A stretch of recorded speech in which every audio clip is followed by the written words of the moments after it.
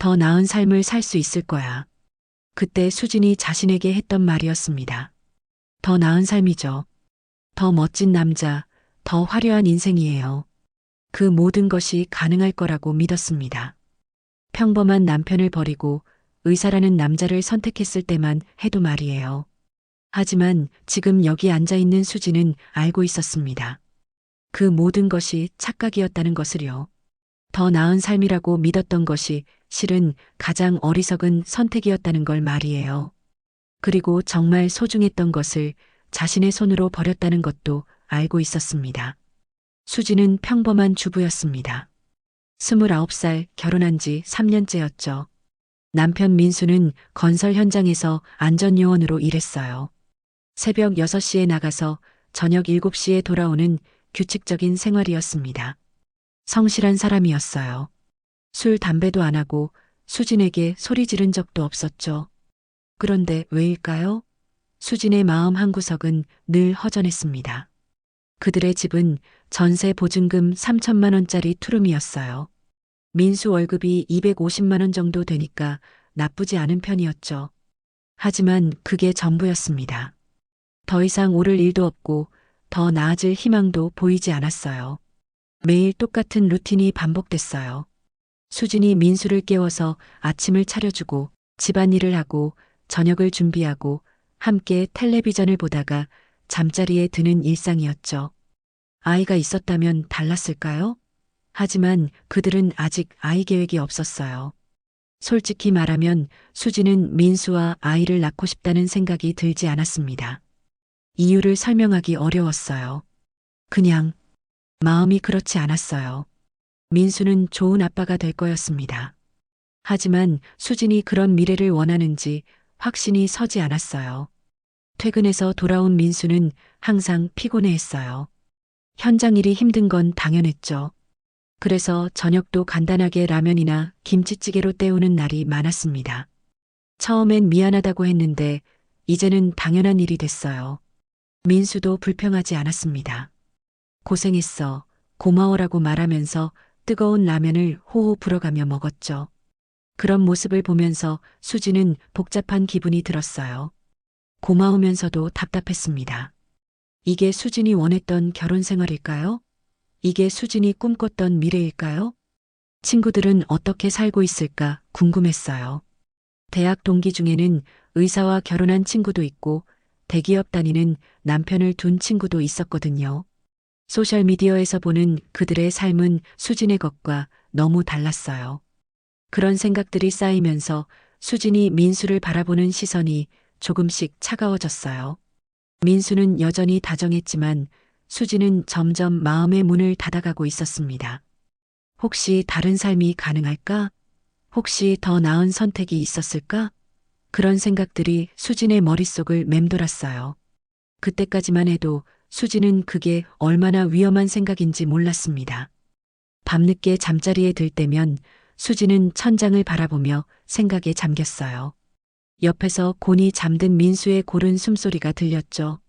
현장에서 하루 종일 일한 탓에 깊게 잠들어 있었습니다. 수지는 그런 민수를 바라보며 묘한 감정을 느꼈어요. 미안함과 원망이 뒤섞인 복잡한 감정이었죠. 친구들과의 모임에서 듣는 이야기들은 수진의 마음을 더욱 흔들었어요. 누구는 남편과 함께 해외여행을 다녀왔다고 하고 누구는 새 집을 샀다고 했어요. 그럴 때마다 수지는 자신의 현실과 비교하게 됐죠. 왜 나만 이런 삶을 살고 있을까? 다른 선택은 불가능했을까? 그런 의문이 점점 커져갔습니다. 수지는 자신도 모르게 민수에게 더 차갑게 대하기 시작했어요. 대화도 줄어들고 함께 보내는 시간도 어색해졌죠. 민수는 그런 변화를 눈치챘지만 직접적으로 묻지는 않았어요. 대신 더 다정하게 대하려고 노력했습니다. 그런 민수의 모습이 수진에게는 더욱 부담스럽게 느껴졌어요.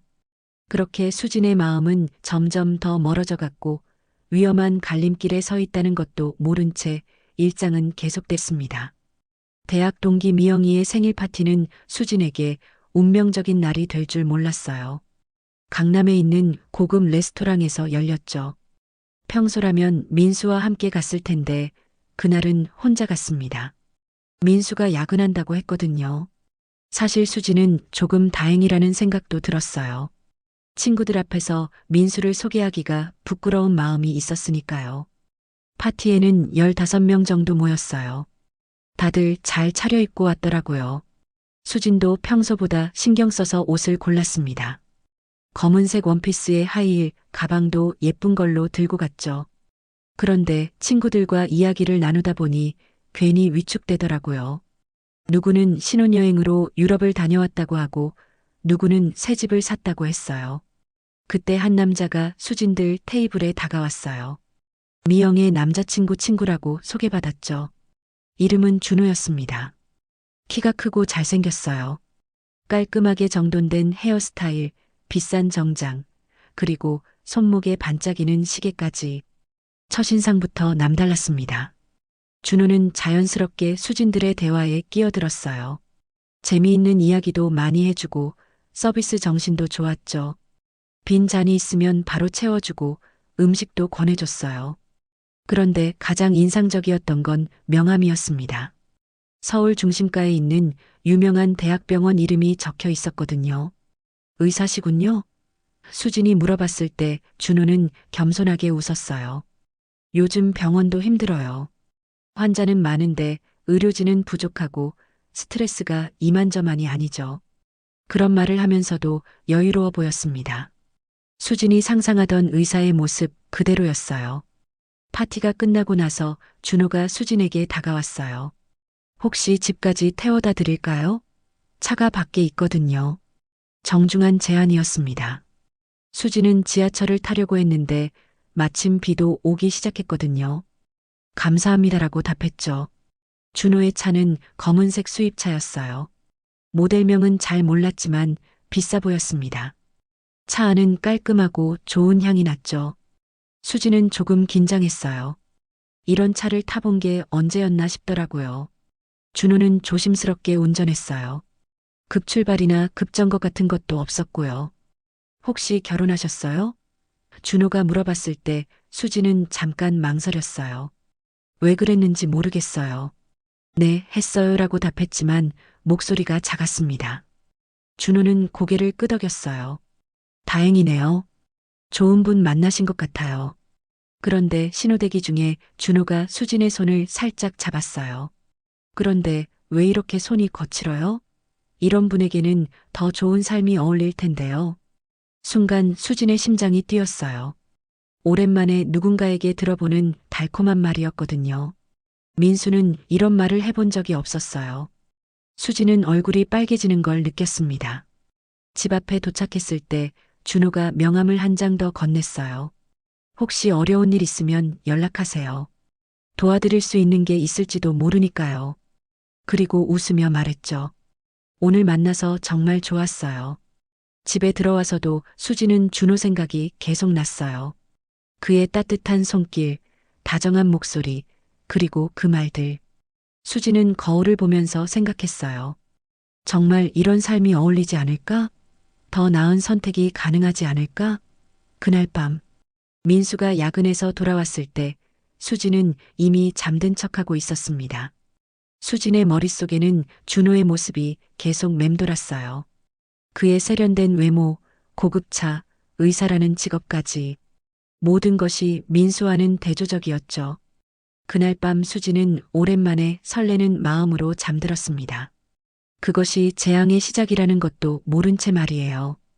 준호와 연락을 주고받기 시작한 건 그 다음 주부터였어요. 처음엔 안부를 묻는 정도였죠. 오늘 날씨가 좋네요. 잘 지내고 계신가요? 같은 평범한 메시지들이었습니다. 하지만 점점 대화가 길어졌고 개인적인 이야기도 나누게 됐어요. 준호는 수진의 일상에 관심을 보였어요. 뭘 먹었는지, 어디를 갔는지, 기분은 어떤지 물어봤죠. 민수는 그런 걸 잘 묻지 않았거든요. 같이 사니까 굳이 물어볼 필요가 없다고 생각했나 봅니다. 하지만 준호는 달랐어요. 수진의 작은 이야기에도 관심을 갖고 반응해줬어요. 첫 만남은 카페에서였어요. 준호가 병원 근처 카페에서 커피 한잔 하자고 했거든요.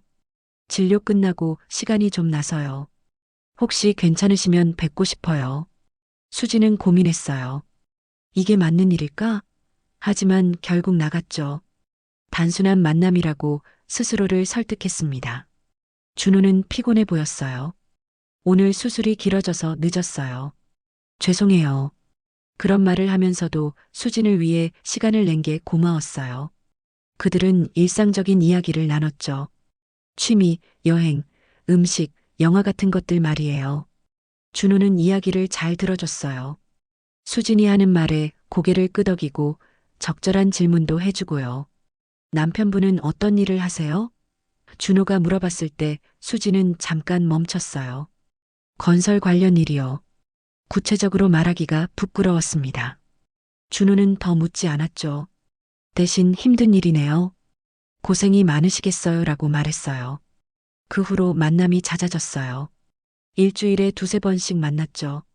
카페에서, 식당에서, 때로는 드라이브를 하면서요. 준호는 항상 수진이 좋아할 만한 곳을 골랐어요. 분위기 좋은 식당, 경치 좋은 드라이브 코스, 예쁜 카페들이었죠. 그런 곳들에서 보내는 시간이 수진에게는 행복했습니다. 민수는 변화를 눈치챘을 거예요. 수진이 예전보다 화장을 자주 하고 외출도 잦아졌으니까요. 그런데 민수는 아무 말도 하지 않았어요. 오히려 어디가 조심해서 다녀와라고 말했죠. 그런 모습이 수진에게는 답답하면서도 고마웠어요.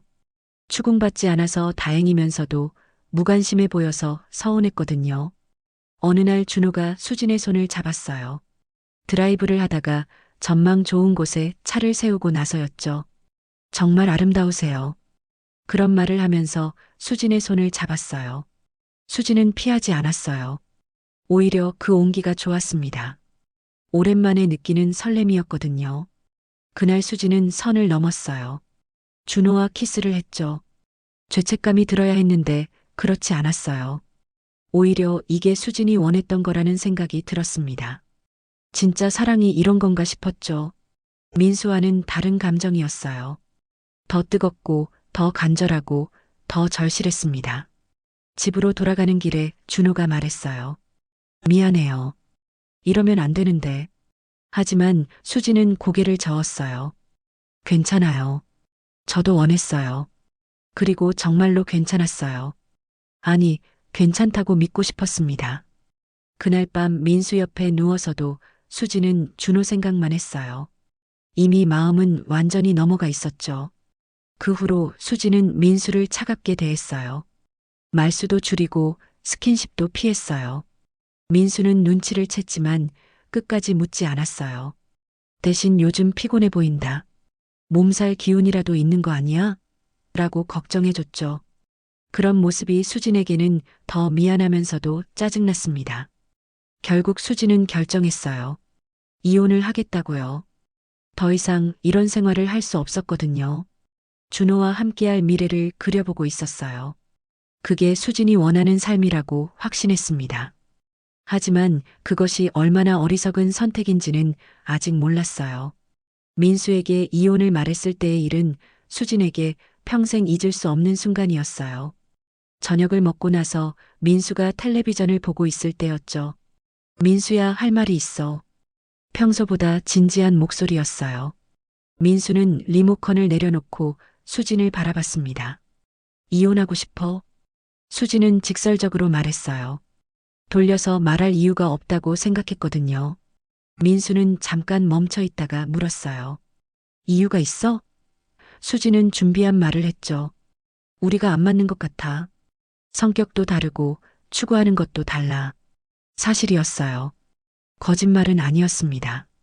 민수는 한참 생각하더니 고개를 끄덕였어요. 그렇구나. 언제부터 그런 생각을 했어? 몇 달 전부터요. 수지는 솔직하게 답했어요. 민수는 더 이상 묻지 않았어요. 다른 남자가 있다는 걸 짐작했을 수도 있었죠. 하지만 추궁하지 않았습니다. 알았어. 내가 원한다면 그렇게 하자. 민수의 대답은 의외로 담담했어요. 화를 내거나 만류할 줄 알았는데 그렇지 않았죠. 오히려 행복했으면 좋겠어. 너한테는 더 좋은 사람이 어울릴 거야 라고 말했어요. 그 말을 들었을 때 수진의 가슴이 아팠어요. 죄책감 때문이었을까요? 아니면 민수의 너그러움 때문이었을까요? 이혼 절차는 생각보다 간단했어요. 민수가 협조적이었거든요. 재산 분할도 복잡하지 않았어요. 가진 게 많지 않았으니까요. 전세 보증금은 반반 나누기로 했고 각자 개인 물건만 챙기기로 했죠. 민수는 내가 필요한 게 있으면 가져가라고 했지만 수지는 최소한만 챙겼습니다. 이혼이 성립된 후 수지는 준호와 본격적으로 만나기 시작했어요. 준호는 기뻐했어요. 이제 당당하게 만날 수 있겠네요. 그리고 몇 달 후 그들은 재혼을 했습니다. 작은 웨딩홀에서 간단하게 식을 올렸어요. 하객도 많지 않았죠. 수진의 친구 몇 명과 준호 쪽 사람들이 전부였어요. 신혼생활은 달콤했어요. 준호는 강남에 있는 원룸을 얻어줬어요. 병원에서 가까워서 좋을 거예요. 민수와 살던 투룸보다는 작았지만 위치도 좋고 시설도 좋았죠. 준호는 자주 오지는 못했어요. 병원 일이 바쁘다고 했거든요. 하지만 올 때마다 선물을 가져왔어요. 꽃다발, 케이크, 작은 액세서리들이었죠. 그런데 몇 주 지나면서 이상한 점들이 수진의 눈에 보이기 시작했어요. 준호가 병원에서 입고 온다는 옷이 항상 똑같았어요. 의사라면 가운을 입을 텐데 평상복 차림이었죠. 그리고 전화를 받을 때도 이상했어요. 네, 과장님 이런 식으로 받더라고요. 의사라면 원장님이라고 부르지 않을까요? 의심이 들기 시작한 수지는 어느 날 준호가 외출한 사이에 그의 가방을 뒤져봤어요. 죄송스럽지만 궁금함을 참을 수 없었거든요. 가방 안에서 나온 건 병원 직원증이 아니라 제약회사 사원증이었어요. 이름은 준호가 맞았지만 직책은 영업사원이었습니다. 수진의 머리가 하얘졌어요. 뭔가 잘못됐다는 걸 직감했죠. 그날 수진은 준호가 말한 그 대학병원에 직접 가봤어요. 접수처에서 김준호 의사를 만나러 왔다고 했는데 그런 의사는 없다고 하더라고요. 수진이 가진 명함을 보여줘도 마찬가지였어요. 그 대신 안내데스크 직원이 알려준 게 있었어요. 혹시 제약회사에서 오시는 김준호 씨를 말씀하시는 건가요? 그분은 우리 병원에 약품을 납품하러 오시는 분인데요. 그 순간 수진의 모든 게 무너져 내렸어요. 준호는 의사가 아니라 제약회사 영업사원이었던 거죠. 집으로 돌아오는 길에 수진의 다리가 후들거렸어요. 준호가 수진에게 했던 모든 말들이 거짓이었다는 생각이 들었거든요. 그 비싼 차, 고급 레스토랑, 선물들, 모든 게 의심스러워졌어요. 수진은 뭘 믿고 살아왔던 걸까요? 준호가 집에 돌아왔을 때 수진은 따져 물었어요. 당신 의사 아니죠? 준호는 잠깐 당황하더니 웃었어요. 들켰네요. 변명도 없었어요. 오히려 당연하다는 듯이 말했죠. 의사인 척했던 이유가 뭐예요? 수진이 물어봤을 때 준호의 대답은 충격적이었어요. 당신이 그런 남자만 좋아하잖아요. 건설 현장 다니는 남편 버리고 저를 선택한 이유가 뭐라고 생각해요? 그 말을 듣는 순간 수진의 머리가 띵했어요. 준호가 처음부터 수진을 속였다는 것도 충격이었지만 수진 자신이 그렇게 얕은 사람이었다는 것도 충격이었거든요. 수진은 정말 직업 때문에 준호를 선택했던 걸까요? 민수를 버린 이유가 그거였을까요? 모든 것이 혼란스러웠습니다. 준호와의 대화는 수진에게 더 큰 충격을 안겨줬어요. 수진은 진실을 알고 싶었거든요. 그럼 다른 것들도 다 거짓이에요? 차는? 명품들은? 준호는 담담하게 답했어요. 차는 리스예요. 월 60만 원씩 내고 있어요. 시계랑 지갑도 짝퉁이고요. 명함은 디자인 업체에서 만든 거예요. 모든 게 가짜였어요. 수진이 믿었던 준호의 모든 것이 허상이었던 거죠. 그럼 돈은 어떻게 마련했어요? 이 집 보증금이며 선물들이며. 준호는 씁쓸하게 웃었어요. 대출받았죠. 카드로도 많이 썼고요. 어차피 당신과 결혼하면 안정될 거라고 생각했거든요. 수지는 이해할 수 없었어요. 안정된다는 게 무슨 말이에요? 준호의 대답은 더욱 가슴 아팠어요. 당신 전 남편이 성실하잖아요. 벌이도 괜찮고요. 당신 명의로 대출받아서 당분간 버틸 수 있을 거라고 생각했어요. 그제야 수진은 깨달았어요. 준호는 수진을 사랑한 게 아니라 이용하려고 했던 거예요. 수진의 뒤에 있는 민수의 성실함과 경제력을 노렸던 거죠. 정작 민수와 이혼했다는 걸 알았을 때 당황했을 거예요. 계획이 틀어진 거니까요. 그럼 저는 뭐예요? 장난감이었어요? 수진이 울면서 물어봤을 때 준호는 대답하지 않았어요. 그 침묵이 답이었죠. 수진은 준호에게 완전히 속았던 거예요. 사랑받고 있다고 믿었는데 실제로는 이용당하고 있었던 거였습니다. 더 충격적인 건 그 다음이었어요. 준호가 갑자기 가방을 챙기기 시작했거든요. 어디 가세요? 수진이 물어봤더니 잠깐 출장 가야 해요라고 했어요. 하지만 며칠이 지나도 연락이 없었어요. 전화도 받지 않고 메시지도 읽지 않았습니다. 일주일 후에 수진은 알았어요. 준호가 연락처를 바꾸고 사라졌다는 걸요. 그리고 더 큰 문제가 있었어요. 수진의 명의로 대출이 몇 건 더 있었던 거예요. 준호가 수진의 도장과 서류를 이용해서 몰래 받은 거였죠. 총 5천만 원이 넘는 빚이 수진 앞으로 돼 있었습니다. 수진은 완전히 무너졌어요. 남편도 없고 집도 없고 게다가 빚까지 있었어요. 친정에 연락할 수도 없었어요. 부모님께 뭐라고 설명해야 할지 모르겠더라고요. 이혼한 것도 말씀 안 드렸는데 사기까지 당했다고 어떻게 말씀드릴 수 있겠어요. 가장 후회되는 건 민수였어요. 수진은 민수에게 전화를 걸어보고 싶었지만 용기가 나지 않았어요. 수진이 어떤 말을 할 수 있겠어요? 속았다. 도와달라고 말할 수 있을까요? 민수를 버린 사람이 그런 말을 할 자격이 있을까요? 그때 수진은 깨달았어요. 준호 말이 맞았다는 걸요. 수진은 정말 직업으로 사람을 판단했던 거예요. 민수의 진실한 마음보다 준호의 겉모습에 현혹됐던 거죠. 그리고 그 대가를 치르고 있었어요. 사랑도 잃고 돈도 잃고 신뢰도 잃었습니다. 혼자 남겨진 집에서 수진은 며칠 동안 울었어요. 분노보다는 자책감이 더 컸어요. 이 모든 게 수진의 선택의 결과였으니까요. 누구를 원망할 수도 없었어요. 준호를 원망할 수는 있겠지만 결국 그를 선택한 건 수진이었잖아요.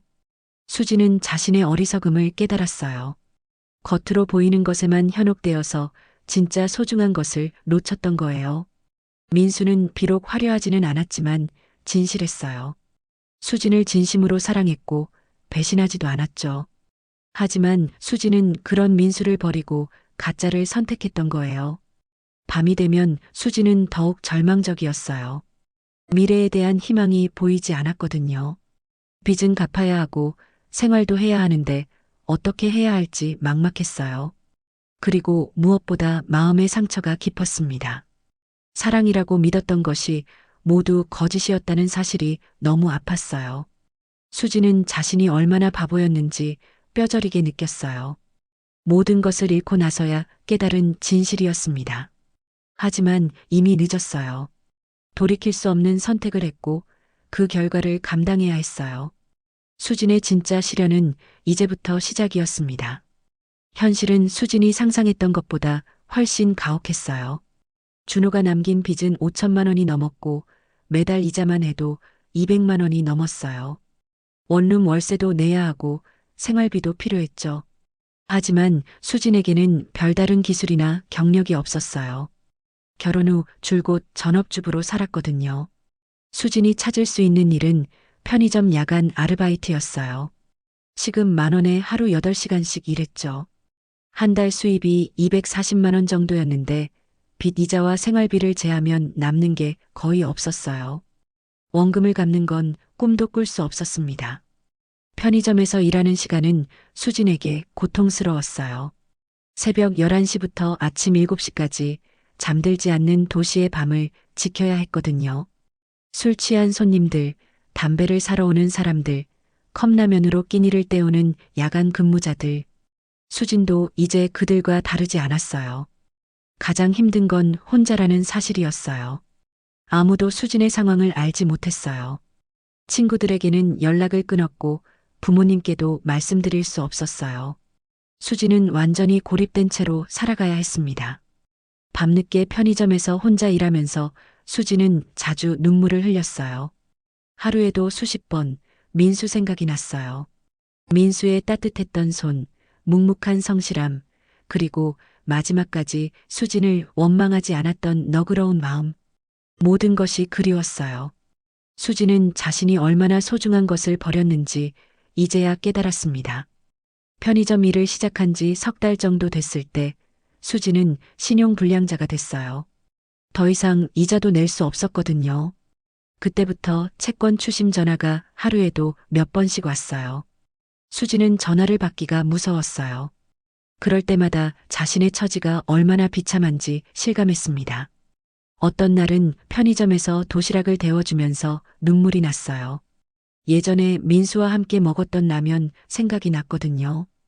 때는 그 소박한 식사가 불만이었는데 지금 생각해보니 그것도 행복이었어요. 함께 나눠 먹을 사람이 있다는 것 자체가 복이었던 거죠. 수지는 거울을 볼 때마다 놀랐어요. 몇 달 사이에 많이 늙어 보였거든요. 피부는 거칠어졌고 머리카락도 윤기를 잃었어요.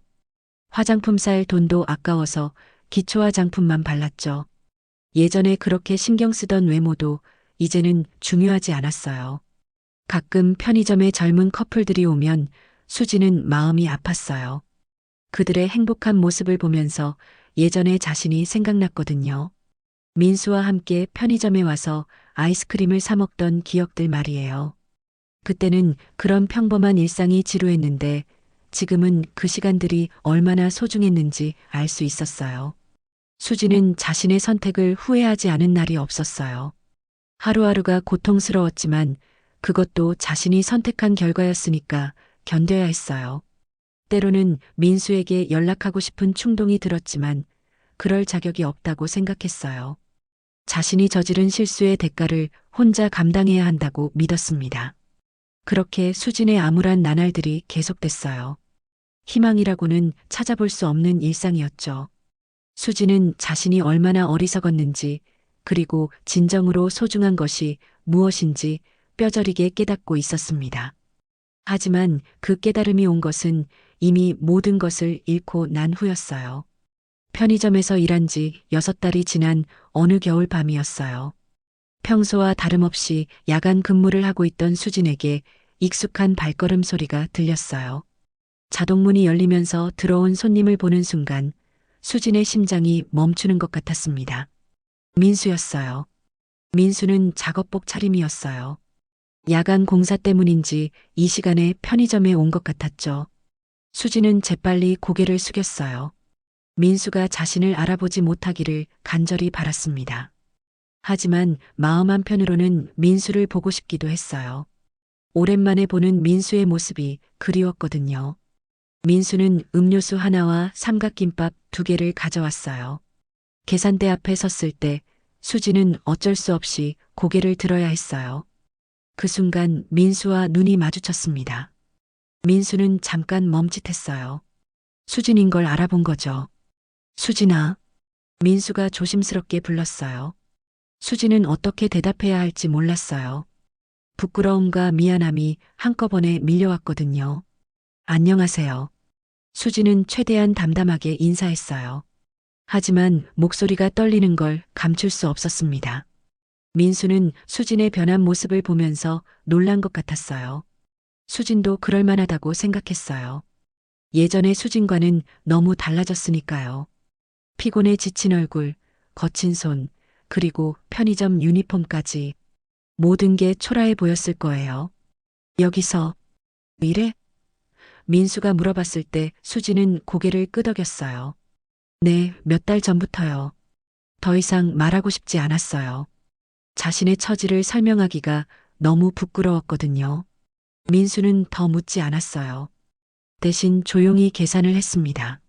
3,500원입니다. 수진이 말했을 때 민수는 지갑에서 돈을 꺼냈어요. 그리고 잠깐 망설이더니 10,000원을 건넸어요. 거스름 돈은 괜찮아. 수지는 당황했어요. 안 돼요. 받으셔야 해요. 하지만 민수는 고개를 저었어요. 괜찮다고. 그냥 받아. 민수의 목소리는 여전히 따뜻했어요. 수지는 눈물이 날 것 같았어요. 민수의 작은 배려가 가슴에 와 닿았거든요. 하지만 받을 수는 없었어요. 정말 안 돼요. 규정이 있어요. 결국 수지는 거스름돈을 건넸고 민수는 어쩔 수 없이 받았습니다. 민수가 물건을 들고 나가려는데 잠깐 멈춰 섰어요. 그리고 수진을 바라보며 말했어요. 몸 챙겨. 야간 근무 힘들잖아. 그 한마디에 수진의 눈물이 핑 돌았어요. 이혼한 사이인데도 민수는 여전히 수진을 걱정해주고 있었어요. 민수야. 수진이 부르려는 순간 민수는 이미 문을 나서고 있었어요. 수진은 그 뒷모습을 바라보면서 후회했어요. 왜 아무 말도 하지 못했을까? 미안하다고 잘못했다고 말했어야 했는데. 하지만 이미 늦었어요. 민수가 떠나고 나서 수진은 한참 동안 그 자리에 서 있었어요. 민수의 모습이 예전과 크게 다르지 않아서 더 마음이 아팠어요. 여전히 성실해 보였고 여전히 다정해 보였어요. 그런 민수를 수진은 버렸던 거예요. 그날 밤 수진은 일에 집중할 수 없었어요. 민수와의 짧은 만남이 계속 생각났거든요.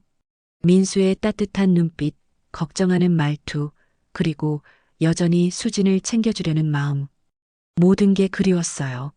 수진은 자신이 얼마나 소중한 사람을 잃었는지 다시 한번 깨달았습니다. 새벽이 되어서야 수진은 깨달았어요. 민수가 거스름돈을 안 받으려고 했던 이유를요. 수진의 힘든 상황을 눈치채고 조금이라도 도움을 주려고 했던 거였어요. 그런 민수의 마음을 생각하니 더욱 미안했어요. 수진은 그런 사람을 버리고 가짜를 선택했던 자신이 한없이 부끄러웠습니다. 민수와의 재회 후 며칠 동안 수진은 일에 집중할 수 없었어요. 자꾸만 그날 밤의 일이 떠올랐거든요. 민수의 모습, 그의 목소리, 그리고 여전히 자신을 걱정해주는 마음. 모든 것이 수진을 괴롭혔습니다. 일주일 후 민수가 다시 편의점에 왔어요. 이번에도 야간 공사 때문인 것 같았죠. 수진은 민수를 보자마자 긴장했어요. 지난번처럼 어색한 상황이 될까봐 걱정됐거든요. 하지만 민수는 자연스럽게 물건을 고르고 계산대로 왔습니다. 요즘 어때? 민수가 물어봤을 때 수진은 놀랐어요. 지난번에는 그런 질문을 하지 않았거든요. 그냥 살아가고 있어요. 수진은 솔직하게 답했어요. 더 이상 거짓말을 할 기력도 없었어요. 민수는 수진의 답을 듣고 잠깐 생각하는 것 같았어요. 그리고 조심스럽게 물어봤어요. 많이 힘들어? 그 질문에 수진의 눈물이 핑 돌았어요. 오랜만에 누군가가 자신의 안부를 진심으로 걱정해 주는 것 같았거든요. 네, 많이 힘들어요. 수진은 정직하게 답했어요. 민수 앞에서 거짓말을 할 수는 없었어요. 민수는 고개를 끄덕이며 말했어요. 그래도 견디고 있잖아. 대단해. 그 말에 수진은 정말 울 뻔했어요. 민수가 계산을 마치고 나가려는데 이번에는 수진이 먼저 말을 걸었어요. 민수야. 민수가 돌아봤을 때 수진은 용기를 내서 말했어요. 미안해. 정말 미안해. 그동안 하고 싶었던 말이 터져 나왔습니다. 민수는 잠깐 멈춰 있다가 수진을 바라봤어요. 뭐가 미안해? 수진은 눈물을 참으며 답했어요. 모든 게 다 미안해. 바보 같은 선택을 해서 당신을 아프게 해서 모든 걸 망쳐서 그런 말 하지 마. 민수가 말을 끊었어요. 이미 지난 일이야. 그리고 내가 행복하면 그걸로 된 거야. 민수의 말에 수지는 더욱 마음이 아팠어요. 이런 상황에서도 민수는 자신을 탓하지 않았거든요. 행복하지 않아요. 수진이 울먹이며 말했어요. 하나도 행복하지 않아요. 모든 게 거짓이었어요. 사랑도 약속도 모든 게 다 가짜였어요. 수지는 준호에게 당한 일을 간략하게 말했어요. 민수는 놀란 표정으로 들었습니다. 그런 일이 민수가 중얼거렸을 때 수지는 고개를 저었어요. 제 잘못이에요. 제가 탐욕스러웠고 어리석었어요. 당신 같은 진실한 사람을 두고 겉모습에만 현혹됐어요. 민수는 한참 생각하더니 말했어요. 그래도 잘 살길 바랐어. 널 진심으로 사랑했으니까. 그리고 조용히 덧붙였어요. 지금도 마찬가지야. 그 말을 듣는 순간 수진의 눈물이 터져 나왔어요. 미안해요. 정말 미안해요. 수진은 계속 사과했어요. 하지만 민수는 고개를 저었어요. 미안하다고 할 게 뭐 있어. 사람 마음이 어디 마음대로 되는 거야. 내가 더 좋은 사람 만날 거라고 생각했어. 민수는 잠깐 망설이더니 말했어요. 힘들면 연락해. 도울 수 있는 게 있으면 돕고 싶어. 그리고 다시는 돌아보지 않고 편의점을 나갔어요. 수지는 그 뒷모습을 바라보며 오열했습니다. 그날 밤 수지는 편의점 창가에 앉아 눈물을 흘렸어요. 밖으로는 새벽 도시의 불빛들이 반짝이고 있었지만 수진의 마음은 깊은 어둠 속에 있었어요. 자신이 얼마나 어리석었는지, 얼마나 소중한 것을 잃었는지 뼈저리게 깨달았습니다. 사람의 가치는 직업이 아니라 진심에 있었다는 걸 너무 늦게 깨달았어요. 민수는 화려하지 않았지만 진실했어요. 수진을 진심으로 사랑했고 끝까지 원망하지도 않았죠. 하지만 수진은 그런 진실을 알아보지 못했어요. 겉으로 보이는 것에만 현혹되어서 진짜 보물을 버렸던 거예요. 수진은 속으로 되뇌었어요. 가장 큰 착각은 내가 더 나은 삶을 살 수 있다고 믿었던 거야. 더 나은 삶이란 화려한 외모나 높은 지위가 아니라 진실한 사랑과 신뢰 속에서 함께 만들어가는 것이었어요. 수진은 그걸 가지고 있었는데 스스로 버린 거였습니다. 이제 수진에게 남은 건 후회와 깨달음 뿐이었어요. 돌이킬 수 없는 선택의 결과를 혼자 감당하며 살아가야 했어요. 하지만 적어도 이제는 알았어요. 진정으로 소중한 것이 무엇인지, 그리고 자신이 얼마나 어리석었는지를요. 그것만이 수진에게 남은 유일한 위안이었습니다. 새벽 공기가 차가웠지만 수진은 창가에서 일어나지 않았어요. 민수의 마지막 말이 계속 귓가에 맴돌았어요. 널 진심으로 사랑했으니까. 그 사랑을 수진은 버렸고 이제 다시 돌아갈 수 없었어요. 착각의 대가는 생각보다 훨씬 컸습니다.